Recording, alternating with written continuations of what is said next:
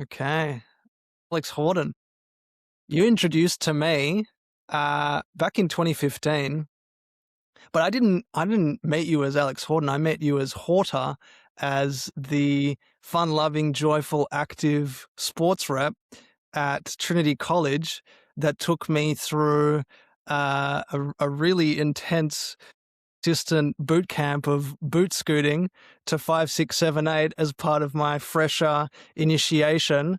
And yeah, I mean, I immediately was just in awe of how just outgoing and friendly and affable and cool you were. And then, yeah, you continued to maintain that standard as I saw you go on to do a lot of cool work with charities and teaching sports to kids in need. And then, we, I guess, reunited and reconnected on the entrepreneurial path and through crossing paths at Melbourne Business School as well. And now, a big part of the reason why, I wanted to have this chat with you, Al, as you know, is, you've been a huge source of inspiration for me around how you show up to tackle big issues like climate change and a lot of the climate anxiety around it. You're someone that I deeply respect because you're not just talking the talk. There are a lot of people who do that, but you actually are translating a lot of research and insights into practice, and you're really helping revolutionize our education system and aligning it with the United Nations Sustainable Development Goals. So yeah, you've come such a long way since, that fresher dance and boot scooting. So I'm really grateful that you're here today, Al. Thanks, Dave. Yeah, wow. Haven't thought about that for a little while now. Week was always pretty crazy at Trinity College. Feel very privileged to have participated in an event like that 3 years running. Yeah, I mean, I was just thinking about it then as you were sort of talking and reflecting on what it was like welcoming in, I guess, freshers, which just sounds so college, to the fold. And I love doing that and always wanted to sort of be part of that group, helping people find their feet in a new setting, because I know it could always be a little bit difficult. But yeah, that does feel like a bit of a lifetime ago, and it almost feels like I'm now a fresher out there in the big bad world finding my feet. So I guess a little bit of a full circle moment. And yeah, very excited to be here, and I've really appreciated, what you're doing and sharing more around the mindsets that are required to sort of go on entrepreneurial journeys, and sort of a lot of the things that we need to unpack within ourselves. And I've got full confidence that you'll continue to make an impact doing that. So excited to be here. Thanks for having me. Yeah, thank you, Al. You're right. It is so college to say fresher. And yeah, it's a good point, man. It kind of feels like stepping out of that space and into entrepreneurship kind of feels like a small fish in a big pond, certainly in the beginning. And, something that I think both of us have had to work through is kind of looking out at the landscape of others who've perhaps gone before us and, wondering, man, like it looks like they've really cracked the code to translating your story or your lived experience or your insights into a vehicle or a vessel or a business to create value in the world, and actually taking that first step. I know for me, has felt really, really daunting. So it'd be great to get a bit of a picture from you around how did you initially how was that experience for you, kind of stepping out and becoming a fresher in this new world and kind of finding your way into entrepreneurship, perhaps without a clear picture of what that might look like? Yeah, well, thanks for the question, Dave. Like for me personally, it was completely coincidental. I mean, you mentioned sort of college, Trinity College, colleges like that, and typically universities are just big factories for pumping people out into the workforce and following really conventional paths, whether that be medicine, law, consulting. They typically be the career paths that people that go to places like Trinity College pursue. And they are fantastic career paths, but they never really appealed to me. And many career paths outside of that weren't really modeled to me either. So, coming across entrepreneurs or people creating their own businesses wasn't really largely taught or educated. I was very privileged. My dad ran his own business, so I learned a lot of lessons from him, growing up. But within my sort of educational and social settings, it wasn't really widely publicly talked about back then. And entrepreneurialism, I feel right now, is not necessarily a fad, but it's sort of like a hot career path that people are increasingly pursuing. I think LinkedIn put out a report just recently in December or November last year that entrepreneurialism is the fastest growing career path, which is pretty crazy to think about. But for me, it evolved out of coming towards the end of my degree and really not knowing what direction I was going to be going in, and through happenstance and, as everyone always says, a bit of luck. So right before my honours year, I was privileged enough to join a DFAT funded program, the IEP program, where I got to go to Indonesia and do rural international development work, as well as work at an internship in Makassar, the city Makassar in Indonesia. And on that trip, which went for about 2 months, a friend brought some AFL footballs, like 3 AFL footballs. And as part of our rural development project, I decided that I would teach the local school in the township that we were at how to play AFL. And the guy who managed the program said to me, "This has gone really well. You should think about maybe applying for some funding to get to do this in a larger capacity."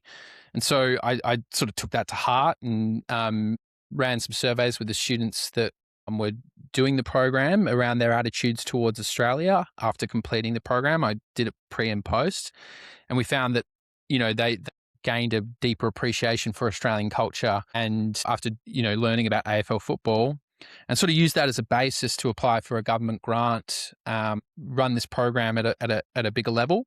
We were fortunate enough to get $50,000 in government money to run programs the following year. A bunch of us that ran it over there. And that was probably the first moment that really sort of tweaked to me that I guess you can go out and just sort of do things that you're interested in. And if you find the right sort of backers or the right, in the instance of building your own business model, you can actually get financially supported to do that. I really hadn't considered it at all up to that point. The reason why I was on that program is because I thought I wanted to be a diplomat. And so I was trying to get experience at doing, diplomacy related activities. So they were those first initial footsteps. And to be honest, that really opened up like a can of worms for me in terms of better understanding my relationship to the world, my relationship to work and my practice of work, and the possibilities that sort of existed out there. And that was the first sort of tweaking of trying to investigate, well, what is entrepreneurship? How does it work? How do you build a business? And so, yeah, they were my sort of first steps. Very fortuitous, a lot of luck, and, bit random as well. Yeah, I hear you, man. And I can relate. I don't know. I mean, I'm sure there are a handful of people as well, but certainly for me and for a lot of people I've spoken to, I don't think anyone sets out and says, all right, like, I'm going to be an entrepreneur. I'm going to be a business person. I think like there's something that something that you're passionate about, something that you really care about. Maybe there's a problem that you really want to solve, or you experienced with that. It sounds like a lot of fulfillment and a lot of joy and a very rewarding experience. Teaching footy to those kids and wanting to continue creating those kind of experiences. And it just so happens that entrepreneurship or business is just the vehicle that kind of support you in making that happen. So yeah, I think like you point out, a lot of us just fall into it and kind of find our way from there. Definitely. And that was definitely the case for me. I never really saw myself as an entrepreneur, never identified with an entrepreneur. I remember some friends started calling me an entrepreneur when I started running those programs, because we turned it into a charity, which I guess isn't your typical entrepreneurship sort of initial pathway. But, I then began to really seriously consider, okay, what lessons can I learn from this? Like what lessons can I learn from creating a value proposition, developing relationships? We had to develop relationships with diplomats that represented Australia and Indonesia. We gained some more funding to go to India. We had to develop relationships with local diplomats in India as well. So, I took a lot of lessons from those early stages around the complexity of forming relationships and being able to talk to different people with different sort of value propositions when you're really trying to focus on, one core offering. So it's definitely an evolving identity, I guess. And what was the hardest part for you navigating that journey of creating your own offering? And we've spoken about this as well, but like around what were some of those mental or emotional obstacles you immediately started running up against? Yeah. Like, I guess, like, firstly, there was no set path. Like, I think if you're entering into, like, if you're becoming a consultant, for example, you need to join a graduate program that goes for 1 to 2 years, and you get schooled and mentored supports. It's almost like an extension of school and university to a certain degree. The same if you're becoming a lawyer or a doctor. There are very sort of set procedures and pathways, and people may not think it, but I actually do appreciate a lot of structure and sort of clarity. And up until that point in my life, I'd been sort of fed that through my school system, my higher education system. I was all of a sudden sort of thrust into an environment where I had to create my own systems and my own ways of operating and my own sort of procedures. And I think I spent a lot of time trying to figure that out and trying to figure out what worked for me in terms of, what served me energetically, what got me in the right sort of headspace or, place to do my best work. What were my sort of core motivations? How do I financially sort of support myself within these sort of ventures? And so I think having that sort of atypical pathway in front of me, where, straight out of university, I was going straight into trying to do contract-based work without any sort of experience behind my belt, apart from winning a government grant to, footy education programs in Indonesia, which is pretty damn niche when you're trying to pitch yourself for people to pay you things. So I had to, really fall back upon my network and look deep within myself around, well, what am I able to bring to the world? What is my sort of skill set, and where do I bring value to the world? And not to sound too shareholdery, but I think, what you said before, I guess I am quite an affable and friendly person, and I'm good at sort of, building relationships. And so, I had to really sort of do that and understand within myself that in itself is something worthwhile and valuable. And if you're able to sort of build relationships for people, there's a lot of value in that. And that sort of naturally led me to doing business development on sort of one-off pieces of work. But at the same time, I had to go and get a job at a pub and work behind a bar for, 2 or 3 years out of university, where all of my other friends were going off and getting really well paid graduate jobs. And I never really had that initially. That led to a lot of sort of, I guess, insecurities around financial stress and keeping up, with my other friends and their sort of, milestones that they were kicking off.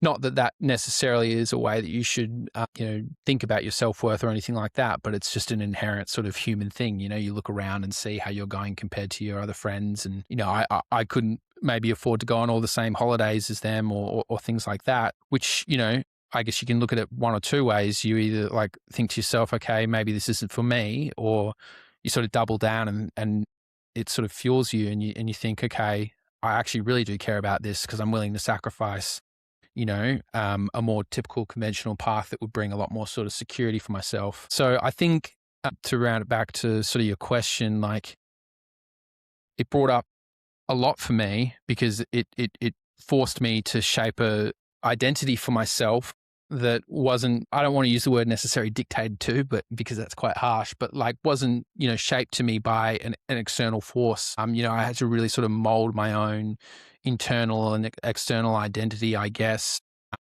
all by myself, which we all have to do in one way or another. But, when you're not given behaviors to be modeled in a professional context and you're sort of figuring that out on the fly, it is quite difficult. But at the same time, I feel it's allowed me to retain a lot of my sort of authentic nature and sort of spirit, which, long term, I think is going to be a huge differentiator for me because I'm not necessarily beholden to the company policy or anything like that. I can sort of set my own sort of standard of communicating with people. And, as long as it's hopefully, bringing some form of value to people or people want to interact with it, then, why not? Yeah, cool, man. I think you touched on something that is very, very common to, just the human population in general. Is just this nature of comparison, and it's been biologically hardwired into us, since we were tribesmen, and sort of comparing how much grain we have to the other tribe alongside us, and now we find ourselves, in the modern world and comparing money and trips and success and achievements and milestones. And so I think it's a universal thing. But what I find, and I've sort of come up against this multiple times as well, is that question, in your mind where you're like, well, it would seemingly, it would be a lot easier to kind of go down that traditional route, perhaps, settle into a job and receive a predictable income, and then to be able to have those same experiences that perhaps, your friends were having.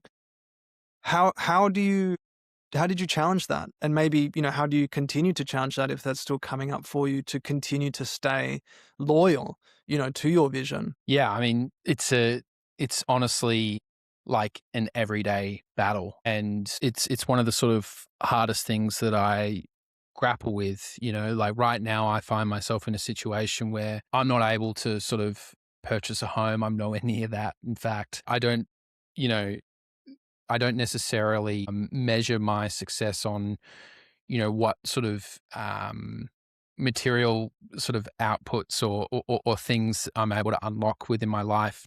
Not that a lot of people around me do either, but it is comforting to know that, you're at least on track to purchase a home. For me, a lot of those, I guess, bets are a lot more speculative. And so, you really have to sort of come back to figuring out what your North Star is and figuring out what motivates you to sort of get up out of bed in the morning. And, I've had sort of a few different phases to my career path. Straight out of university, obviously, I founded a charity. I was able to leverage that to do some sort of contract-based work and help people do some business development work. I then thought that I would be able to sort of found my own business in the education sector and gave that a go for a couple of years with a friend as well. And I just found I actually just didn't have the skill sets to be able to deliver on that. And there's nothing quicker than the market telling you how well you're doing based upon, what opportunities are coming your way and what people are willing to pay you for. And I found that I was having to do lots of free work just to even begin to build a name for myself. So I had to actually go back into the workforce as a learning experience designer. I'd sort of plied that trade for a couple of years in a few pieces of small paid gigs, which was great. To build that internal capability and to actually sell my services out in the market. But when I went back into the workplace, I felt that I learned a lot, and I learned how to sort of act a lot more sort of professionally. And it was great sort of having a team to bounce ideas off. But I just found a lot of the work was, it felt rather surface level, and it wasn't really digging deeper into the core challenges that we're all facing as a society. And it was just an itch that I couldn't get rid of. It was a lot easier having a predictable salary and being able to, pay for things on time all the time. But I kept coming back to that internal motivation that I had of wanting to sort of squeeze every inch out of my life and really work on something that had meaning, deep meaning to me, and could bring a lot of meaning to other people. And so, after being in the workforce for 3 years, I decided to go back out and go full time on my own business. And that was largely through this deep intrinsically motivation that I had within me. And I think if you're able to sort of connect with a deeper purpose, a deeper meaning, that will be the thing that sort of keeps you stable and keeps you moving forward on a daily, weekly, yearly basis. And that's different, each person, and changes at different sort of chapters and phases of your life. And for me, it definitely has changed. Initially, I was really passionate about trying to teach footy overseas as a way of brokering, closer diplomatic relations. I found, that was an education practice. I became more passionate about education and helping people unlock, that deeper capability within themselves so they can do more impactful work. And then as I grew and, matured and sort of started taking a wider lens, it's now largely driven by sort of the impacts of climate change and we're already starting to see the impacts of climate change all around Australia. I mean, just last week, the Victorian bushfires, ravaged a bunch of sort of country towns, leaving a lot of people homeless now. You know, I'm now, really driven by wanting to take action on climate change and help prepare people for the impacts that we're going to feel in our lifetime. And, not just from, I guess, the destruction that is going to happen from natural disasters, but also the large scale industrial transformation that a lot of our industries are going to have to undergo to become less carbon intensive and less impactful on our environment. And, those industrial transformations are going to really impact the economic futures and security of, a lot of people in our wider communities. So, I mean, I could ramble on about that for a little while, but I think at the core for me, it's all about better servicing my community and the people that are involved in that community. And one sort of individual business function within an organization, for me, I didn't feel like I would be able to sort of go after that level of impact. And so if you're able to sort of connect back to the level of impact you want to have, I think that as an internal motivator can really keep you consistently on the path towards, building something out there in the world. When you get stuck in maybe those lower level frequencies of comparing yourself to other people, it can quickly sort of pull you back into a higher purpose. How do you actually connect to that purpose, though? Because I think that, as you probably see out in the personal development space, in your diary of a CEO-esque conversations, like purpose is such a buzzword. And I know a lot of people struggle with finding their purpose. And I know I did for a really long time as well. I think for me, it became revealed to me with more clarity as I continued to plug along and just followed my nose or chased the next exciting thing or the next exciting thread. But for you, someone who's listening, maybe who finds themselves in that environment at work where maybe they're just kind of glossing over the surface level stuff like you were in that learning experience designer role, what might you say to them to help actually connect to that purpose and really build that sense of drive and inspiration that perhaps, you've cultivated? Yeah, I mean, you're right. Purpose is a bit of a buzzword today, and figuring out what that is to you and what your own individual definition of that is, as you said, is a journey. And I wouldn't say that there's been like one penny drop moment where I've realized like, oh shit, like this is what I was placed here on the planet to do. It really has been an iterative process, and just like following my instinct and intuition at each sort of step of the journey. And, the more you do that, the more you follow your intuition and your instinct, the more you sort of sharpen that skill set and that ability to trust your own intuition and instinct.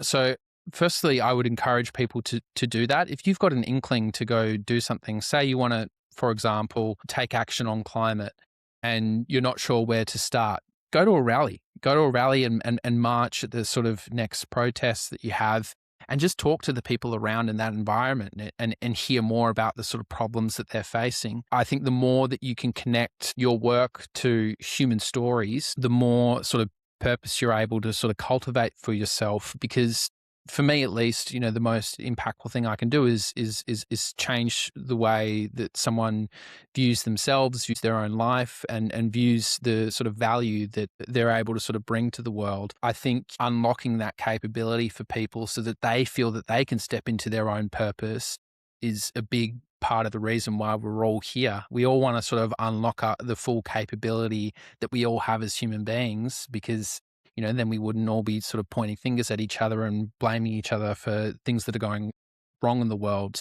After you've sort of followed, I guess, your intuition and instinct and taken those first initial steps, just talk to the people in that environment and that sort of context to better understand, what's going on and, where are the areas that you can look to take action in.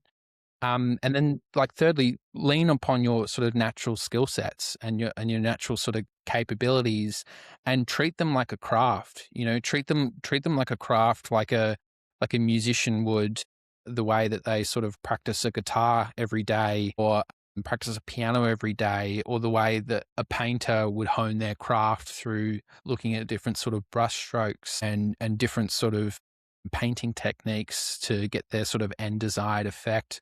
I think a lot of the time people don't identify with their professional practice as a craft and as something that they want to continually refine and get better at. They sometimes just use it, they think of them as skills, like hard skills to be able to get some form of an outcome for, maybe their boss, their manager, their company, so that they can sort of follow, the company ladder, whatever that may be. I think the more you can think about your professional practice as a craft, the more you're able to sort of relate to it, and the more you're able to sort of see it as an extension of yourself. And I mentioned I'm a learning experience designer. I still am a learning experience designer, and it's a really sort of I feel extension of my natural sort of capabilities as a person.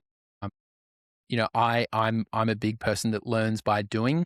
I love reading about other people's experiences and other people's, practices to help them inform my own. But ultimately, I don't learn a lesson until I've tried it and applied it within my own world, and that really informs the way that I craft learning experiences.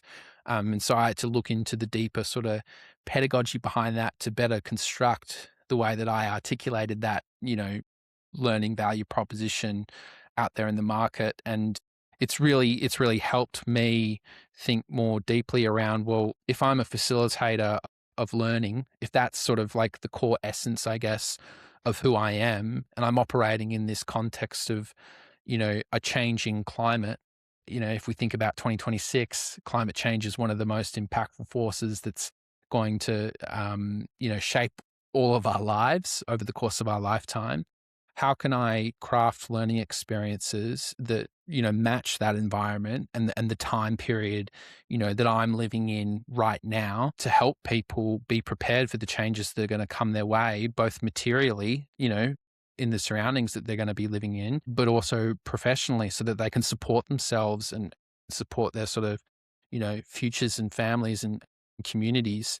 So I think, it's a combination of following your instinct and intuition, continually refining that, as well as a professional practice, and treating it, like a craft, and applying it within the context within which you live. And that context is going to be different for everyone. It may be your local individual sort of community. It may be your state. It may be your country. It may be, the world. It's up to you to sort of define that as you'd like. And I think that can help you sort of better connect with some form of a purpose. Beautiful. So many nuggets of wisdom in there, Al. Thank you for sharing, man. And I definitely relate to the point about connecting to your intuition, or your inner voice, or your gut instinct, or higher self, or whatever you want to call it. There's that voice that whispers to you, which can sometimes seem perhaps airy fairy. Like how does one listen to their intuition? I mean, it's been a huge part of my journey in learning how to be guided by it, which is difficult, especially when you've got, the ego self kind of stepping in and being like, well, actually, are you sure about that? Is that going to be safe? What will other people think? And so there's that like constant back and forth, and that dance between the two. So like, what does that look like for you to actually tune into the intuition? What does that sound like, or how do you access that, and how do you sharpen that? Yeah, I mean, it's a good question, because I think a lot of the time we perceive our intuition as our internal monologue. And a lot of the time, on top of that, we don't take the time to interrogate or question where that interior monologue has come from and what sort of shaped it. And, I'm only now starting to do a lot of sort of inner work to better understand, my core motivations, my, approach and outlook on life, and where they've come from, as a child growing up, and in the sort of context that I was, came into the world in. So I think a good way to sort of better understand your intuition is firstly, obviously, journaling. I think journaling is such a great practice, and that we too often sort of let it fall behind. I'm trying to do better all the time in journaling now on a daily basis. And sometimes it's just a couple of sentences. Sometimes it's a bunch of paragraphs. Because I think just getting what's in your head out onto a page and reflected back to you is one of the most powerful tools that you have to actually understand what type of person you are. And it's funny, if you do that over an extended period of time and you go back and look at what you've written about a year ago, for example, or 2 years ago, you realize like what components of what was, objectively yourself and what you were thinking about at that time, you identify with a little bit more sort of maturity behind you, and you don't identify with. And you also realize where different sort of influences of that pattern of thinking sort of came from, whether it might have been like a close personal friend, a parental figure, a mentor, TV, or the news. So I think just like documenting your inner monologue and actively reflecting on it is a powerful, simple exercise to sort of engage upon as a first point of view. And I think like navigating something like your ego, again, such like an abstract concept, but I feel, again, sharpening your intuition and knowing through practices such as journaling, when is something a motivating factor that's helping me step more into becoming the person that I want to be versus becoming the person that I want to be perceived as. And I think that sort of distinction is quite a good yardstick for measuring, when you're acting out of insecurity, fear, or ego versus when you're acting out of, I guess, trying to become your higher self. Because sometimes trying to become a better version of yourself is going to alienate a lot of people that may perceive you a certain way. And I've definitely sort of experienced that where, as I grow and mature, for example, one summer I realized I wanted to be a rapper, which was so left field, not only for the people around me, but also for myself. I was like, where did this come from? But I just realized like it felt like the ultimate form of expression. And so I just started rapping, and like I've now been rapping for like eight or 9 or 10 years this year. And that turned a lot of people in my immediate circle off. And I totally understand why, because I'm a white kid from the suburbs. Like, what have I got to share about my sort of journey on that? I understand objectively like how that looks a bit ridiculous, but it just felt like something that I wanted to sort of do at the time. And now, it is my journaling practice. Like whenever I'm trying to process a complex emotion or an instinct or feeling that I don't necessarily quite have the words with it, something about loading up a beat off YouTube, type in, Pusha T type beat, you get like an old sort of boom bap style thing going, something about the rhythm, something about the movement. It helps activate within me, something that allows me to express myself, I guess, maybe not as directly, a little bit more abstractly, but it makes sense to me. And it allows me to process that emotion or that feeling and see it more objectively for what it is. And sometimes when I'm, reading back the raps that I write, I think to myself, that is like, how can that even be me? Like I actually like, I don't identify that with that version of me on a day-to-day basis at all. But I can see that that's something that's deep within me that exists and thinks this way. And that actually helps me integrate that component of myself, into my identity. And sometimes it helps me process complex emotions that I want to let go of as well. And like by writing it down and naming it, I can see it more objectively for what it is and begin the process of letting it go. So I think, finding a practice that sort of suits you. I mean, just before we jumped on, you were talking about just having done some Pilates, and that's another big sort of key component for me. Like I find like if I'm able to be in a good physical condition and feeling sort of physically sharp, and the mental sharpness that sort of flows through me is just, tenfold better. And I'll always feel, if I haven't gone for a run for a couple of days, I'll start to get that itch to do that, because I immediately sort of start to feel better about myself. So I think finding practices that suit you and allow you to step into a form of authentic self-expression, really key things to pursue. And better understand, because they help you, get rid of all that clutter and connect with a deeper sense of purpose and identity within yourself. So cool, man. And I'm glad that you brought up rapping because, yeah, I think it's, and what I see when I look out at your videos as well is you seem like you're in flow, like you're in your zone of genius. It's like like you said, like you've unlocked a whole new character. I've dabbled with different forms of expression like singing and stuff like that. And it really is so cathartic to be able to process what you're going through sound.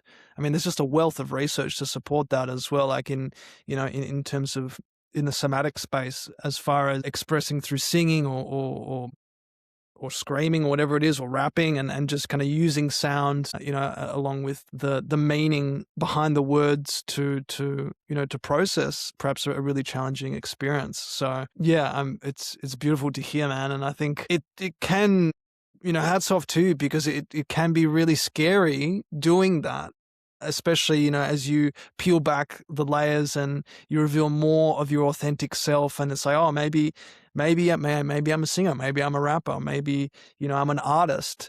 And there's this pull, maybe my intuition is speaking to me and I want to express myself in this way.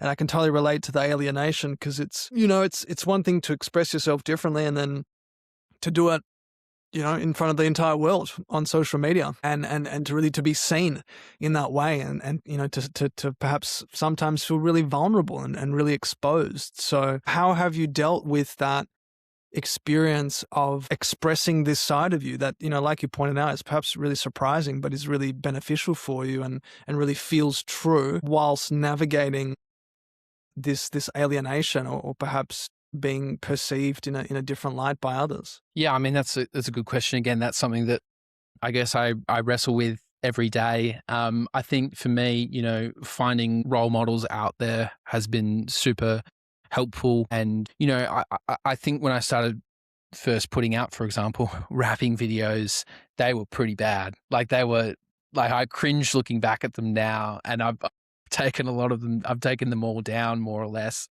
But I'm glad I did that, because it sort of, for me, served as an accountability mechanism. Putting something out there, even if it's just like a seedling of an idea, it sort of builds this drive within you to sort of get better at it and show improvement and show sort of progress.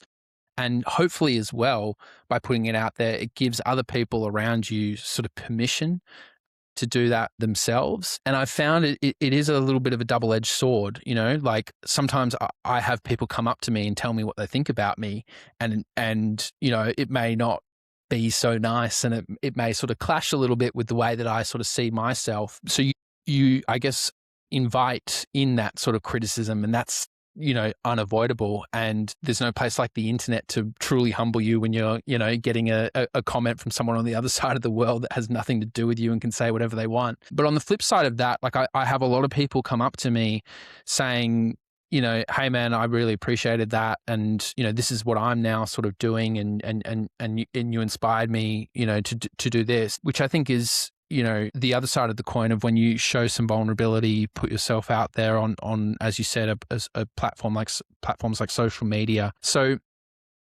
I think, if you think about putting yourself out there as a way, as the fastest way possible to find your tribe, then, that can help you go through a bit of the early sort of teething processes. And I saw this meme recently, that said, I think to be cringe is to be free. I I know that's just a meme, but I really identified with that, because all people that are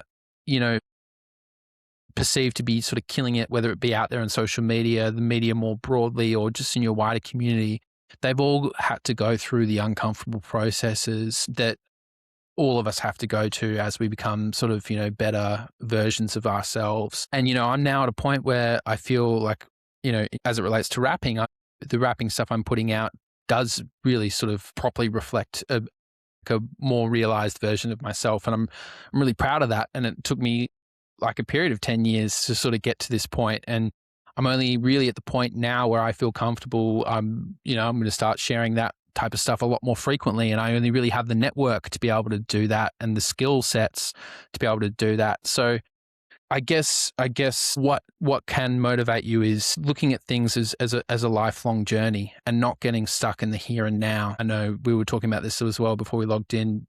I know you're starting to put out a lot more content now on social media, and it really is just that process of showing up, being consistent, not overthinking it, not over-identifying with it. And if you're able to sort of arrive at a point in your life where you know who you are, you know what your values are, you know why they're your values and how you've crafted them. You treat people, in your life with respect. You want the best for people in your life, and you can sort of say that to yourself, proudly and without sort of hesitation. Then who gives a hell or a shit like who gives a hell? It sounded so boomer. Who gives a shit what you put out on social media? Like people are always gonna like criticize it and tear you down. And I'm sure there are a lot of people that do that with me, anyways. But like whatever. Like if that's servicing some form of a bit of entertainment for them, then great. At least they're taking something out of it. And it's not for me to sort of say how someone should be receiving something that I put out. That I have no control over that whatsoever. All I can do is continue to sort of like, doing something that I'm interested in and that sort of appeals to me, and do it to the best of my ability at each point in time. Yeah, grab some popcorn and enjoy the show. Yeah, that's right. I love it, man. And when you talk about the, just becoming a better or more authentic version of yourself and knowing who you are and knowing your values and kind of becoming aware of those insecurities and integrating them and becoming aware of the shadow that tells you, it's not safe to be seen, or you'll make a fool of yourself and actually learn how to welcome that and to work with it. Like all of this points to individuation, which is a concept that was really created or pioneered by Carl Jung, who I know both of us, who I know you appreciate as well. And I really wanted to pick your brain around this as well, because he's been a huge part of my journey and development, and healing as well. And for those who don't know, Carl Jung was a Swiss psychiatrist that brought a lot of, I guess, nuggets of wisdom to the psychology and psychiatry space. And while, conventional psychology went with Freud, there's an emergence, I believe now, or a resurgence of a lot of Jung's concepts, and they seem to be benefiting a lot of people. And so I wanted to, get your take as well, because you talked a little bit about the inner work that you've been doing to, and not necessarily overcome, but kind of sit with and welcome these insecurities and continue to take action in spite of them. How has Carl Jung's work inspired or supported you on this journey? Yeah, well, Carl Jung arrived into my life in quite like a auspicious way, as I think Carl Jung tends to do within people's lives. I was at my grandma's house. She'd unfortunately just passed away, and we were sort of cleaning out her house to sort of get it ready to be sold again. And I saw this like book in a bookshelf in the corner of her sort of reading room, and I picked it up, and it was The Undiscovered Self by Carl Jung. I remember I was still at university, and there was something about that title that just really appealed to me. I had no idea who Carl Jung was, but I sort of read the blurb and was like, oh, this looks really interesting. And I remember I started reading it, and half of it didn't make sense to me, because it was at the time, it were concepts that were just sort of beyond my comprehension at that point in time. But the thing that really sort of stuck with me that the book sort of talks about is this distinction between the conscious behavior and an unconscious behavior. And, we all have a feeling or a sense of like what conscious behavior is, and when you're acting consciously and when you're acting unconsciously, like, whether it be you have like an unconscious tick where you like, scratch your ear when you're nervous, or whatever it may be. But I'd never seen it articulated in a way that was so deeply human and related back to individual experience. And I think the beauty of Carl Jung, where he really sort of separated himself from his peers, was he really sort of used himself as an initial sort of test bed to try out his theories. And he really was quite giving and generous in sharing more about his sort of individual experience as a human being. And through his psychiatry practice, helped a lot of his clients understand their own unconscious behaviors that were perhaps blocking them from taking the next steps in their journey or their lives in whatever they sort of wanted to, unlock in their next phase of life. And I think that was probably the first time where I became unconsciously attuned to the degree that unconscious behaviors shape our lives and how we sort of get stuck in these cycles of, acting out behaviors that we aren't even aware that we sort of do. And I think, since then I've interrogated more deeply into my own unconscious behaviors and tried to understand sort of where they sort of come from, as a way of, trying to become a more authentic version of myself. So yeah, coming across Carl Jung really helped me, I guess, sort of connect with a deeper understanding of the sort of motivating factors behind a lot of my actions, where they come from, whether I was conscious of them or not. And I think better understanding unconscious behaviors and making them conscious, until we make them conscious, then they're sort of destined to like rule the way our lives operate. And so, yeah, he was the sort of the first, I guess, person in my life that really articulated that to me in a palatable way.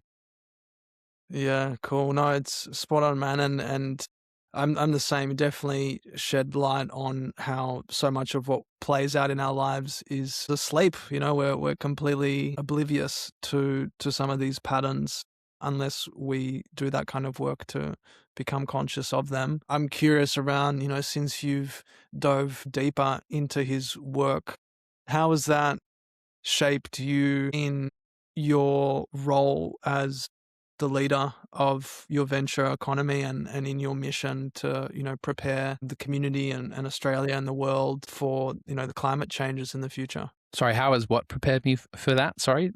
How has Carl's work actually, shaped you into the leader that Yeah, you are right. today? Yeah, I mean, I think, if you're stepping into sort of a leadership position, you need to be a self-aware person. You need to be aware of, your way that you sort of present yourself, the way that you model behaviors. What are your weaknesses? What are your strengths? How can you lean more into your strengths, and how can you, um, you know, get people around you to help address sort of like weaknesses that you may have. These are all things I think within the entrepreneurial journey and starting your own business, you unquestionably have to grapple with. Like there's nothing more humbling than staring down, say, you know, a financial runway of 2 weeks where you need to bring in a contract if you're going to sort of be able to sort of pay rent, or if you're going to be able to sort of make payroll for employees. So like being able to understand how you're going to be able to sort of act under insane amounts of pressure that are only going to get bigger and more complex as you go sort of further down the journey is really something that you don't really get to learn until you're sort of like in the heat of the moment, or like in the thick of like a complex scenario. And I think having a level of self-awareness and self-understanding prepares you to be more calm in those moments and act from a place that isn't necessarily reactive, but ideally proactive, and helps to sort of mitigate the impacts of any, situations where things go wrong. But in the instance where, you can't be proactive, you're able to sort of act from a place of self-assuredness that you have the capabilities to sort of like, get through this and meet a challenge sort of head on. So I think by becoming more self-aware of the things that you need to address in your life, and, for example, it could be something as simple as like not having energy levels to work a full day's worth of work. And that may come back to something like maybe you're making poor decisions in your diet, or maybe you're making poor decisions in sort of like keeping sharp and keeping healthy and exercising regularly. It can be small things like that, right? It doesn't necessarily always have to be these like esoteric, larger problems. So, yeah, knowing yourself sort of intimately puts you in the best sort of position to be able to respond to a multitude of different scenarios, no matter sort of what would be coming your way. Yeah, man. I think that the piece about being able to take conscious, proactive action is really important and powerful. And I think, something that's been really one of the demons that I've learned and I'm continuously learning how to slay on my journey as well, is being able to have that, internal attunement and understand, when am I actually taking action in my business or in life from this reactive place of fear or stress, or because, I'm afraid of what will happen if I don't show up. Am I taking action because I'm afraid that, if I don't, then everything will come crumbling down, or I feel like this obligation to show up, versus actually, no, like I really want to, and I'm feeling inspired to do so. Very different, like, energetic states or emotional states to operate from, which ultimately, influence how you might be appearing or resonating with someone on a platform like social media. So, curious, what are some of the proactive actions you're taking with economy, your venture at the moment? Like what's feeling really exciting and alive for you as we, step into 2026? Yeah. Well, I guess firstly, like on a personal level, I've had to become better at setting boundaries for myself. I used to be a type of person that wouldn't want to miss out on social events. But as I got deeper into my sort of like business ventures, I realized that a lot of those social events just weren't doing it for me anymore. They weren't sort of, I guess, filling up my cup. I'm the type of person these days that would much rather go for a hike or a swim or a run as a form of socializing than like going to a party or something like that. So I think better setting boundaries with myself around, what I engage with outside of work, and how that sort of, fills up my cup and makes me feel that I can sort of perform during the week to the standard that I've sort of set to myself is sort of the first thing that I've really begun to integrate into my life more broadly. And I guess with economy right now, I'm really motivated by the challenge of helping to prepare our workforce for the large scale industrial change that is sort of coming our way. So, you know, as a mining sort of nation, and Australia has, historically built a lot of its export base off industries like coal, oil, gas, but their coal especially is beginning to sort of be phased out, and that represents thousands of jobs all across the country. A lot of the time, people in these jobs don't have experience elsewhere. So, I'm trying through economy to create pathways for them into new forms of employment that leverages the existing sort of skill sets that they already have and augments capability sort of where required through training programs.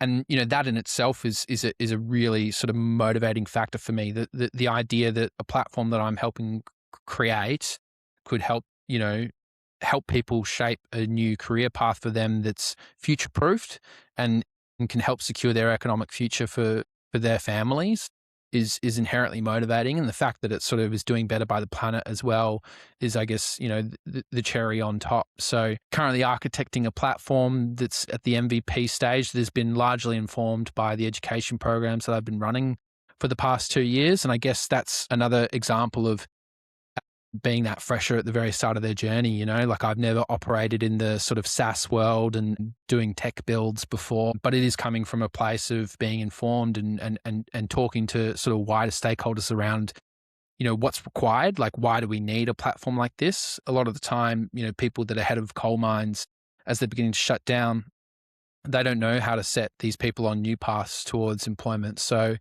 I was only able to sort of arrive at the conclusion of that this is needed through actively talking to those people, and seeing that that's a burning need within the wider sort of community here in Australia, and the fact that I have the skill sets and experience behind me now to be able to address that is I feel incredibly grateful and privileged that I'm, in that position, and that I have that sort of capability to sort of go and, now execute on that. So I guess I'm motivated by this need to reskill large swathes of our workforce, and I'm super excited to sort of go on that journey and help do that. Where does the why come from, Al? You know, what is your why? Like, why is it important for you to, help, these communities transition into careers to help, raise the consciousness of Australia and the planet of climate change, and, to take, the right action to feel prepared, socially, economically, for these changes? Why is it important for you? It's a good question. I think it's important to me ultimately because I feel like I've been given a lot of those opportunities throughout my life, and I feel like it's allowed me to you know reach a point where I'm able to sort of engage in work that I'm passionate about, and brings a lot of sort of meaning to my life. And I would love to be able to sort of help and do the same for others wherever sort of possible. And I honestly sort of believe that if we're in a position where more people feel are doing their life's work, then as a society, we're going to make far quicker advancements in sort of having more equitable communities, addressing larger scale issues like poverty, and until people are truly aligned with doing what they feel gives them that purpose, then there's always going to be sort of a societal dissonance, I think, where people are getting angry and pointing fingers about how things it could be done better. That's always going to sort of exist in some capacity, but I think if we're as a society more operating from a perspective of, well, this is what I'm here to do, and I'm going to sort of see this out. I mean, take maybe a little bit of inspiration from the mighty supreme wave coming across the world right now, then people can act from a place of more confidence and knowledge that maybe they're getting it wrong right now, or maybe they're not quite addressing something in their working life right now, but they're on a pathway towards sort of that inner fulfillment. Then I think as a society we're going to be in a place that's far more informed, you know, considerate of other people's viewpoints, and ultimately, hopefully, begin to address some of the larger scale issues that are going on out there in the world, because it's pretty crazy out there. Agreed, man. And yeah, I 100% agree. I think, when we are acting on purpose and in alignment, which can be really difficult to achieve, and you might not always be in that place. But I think what I've found through my journey is when I'm doing something that lights me up, it's always been in some form of contribution or some form of, adding value. Not to sound like the shareholder as well, but has Yeah. created some value for a community or for others, and ultimately, left that environment better than I found it. So I think there's a lot of power in that, brother. So I appreciate you sharing that. And as we slowly bring this in for a landing, I'd love to hear from you, Al. What does being liberated mean to you? I think being liberated, to me, means that you're able to sort of approach each day from a place of excitement. Like, you wake up in the morning and you probably have your typical routines, but you know that you're taking action towards something that you're genuinely excited to be engaging with. And I think that that's the ultimate form of liberation, because no matter what you're doing, you're always going to find challenges and difficulties and hardships and like shit moments. But like, I feel like increasingly, like, when I'm in a shit moment or when I'm having a shit one, there's something beautiful about that. Like, there's something beautiful about being in a position where it's all not going right, and something quite funny about it as well. And I think if you're able to sort of know that on a daily basis you're excited to jump into whatever problem it is that you're trying to tackle, then I think you've reached a pretty good point. Love that.